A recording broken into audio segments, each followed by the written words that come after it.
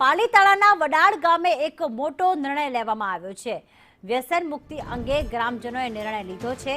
તેમાં કહેવામાં આવ્યું છે કે જો દારૂ પીતા પકડાશો તો 5100નો દંડ ફટકારવામાં આવશે અને લગ્ન પ્રસંગે જો દારૂ લાવવામાં આવશે, દારૂની પાર્ટી કરવામાં આવશે તો ગ્રામજનો તે પરિવારનો બહિષ્કાર કરશે।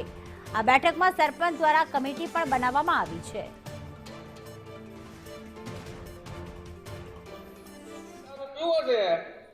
તમને બધાને કીધો કોઈની શરમ નહીં રાખવામાં આવે। જેને દારૂ પીવો છે એની ઘેરે આ બેઠા છે, મેં ફોરેન કમિટી બનાવી, એને નાઇટ ગણો કે જે ગણો એને બોલાવવાનો ભાઈ, એમાં જો કઈ રમતું કોઈ કરશે તો ભાડે છે બાપ।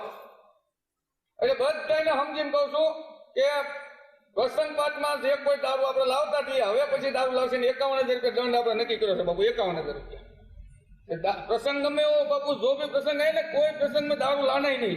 जो दारू लाएगा उसको 51,000 रुपया दंड देना है। तुमने बधाने कहो कोई नहीं शरम नहीं રાખવામાં આવે। જેને દારૂ તો આવકારદાયક નિર્ણય લેવામાં આવ્યો છે, જેમાં ખાસ કહેવામાં આવ્યું છે સરપંચ દ્વારા એક કમિટી પણ બનાવવામાં આવી છે કે જો કોઈ દારૂ પીતા પકડાશે તો 5100નો દંડ કરવામાં આવશે।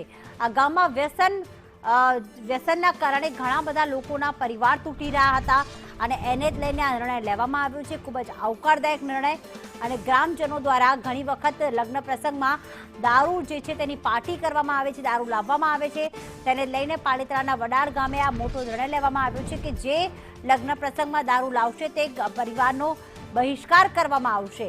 આ આવકારદાયક નિર્ણય લેવામાં આવ્યો છે। આ ઉપરાંત સરપંચની અધ્યક્ષતામાં એક કમિટી પણ બનાવવામાં આવી છે કે જે સમગ્ર જગ્યાએ દેખરેખ રાખશે।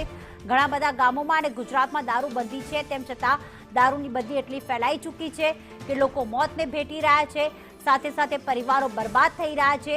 ત્યારે પાલીતાણાના વડાળ ગામનો આ નિર્ણય ખરેખર અભિનંદનને પાત્ર છે કે જેમણે વ્યસન મુક્તિ અંગે નિર્ણય કર્યો છે। આખા ગામને વ્યસન મુક્ત બનાવવા માટે આ નિર્ણય કે જે પણ દારૂ પીતા પકડાશે તેને 5100નો દંડ ફટકારવામાં આવશે।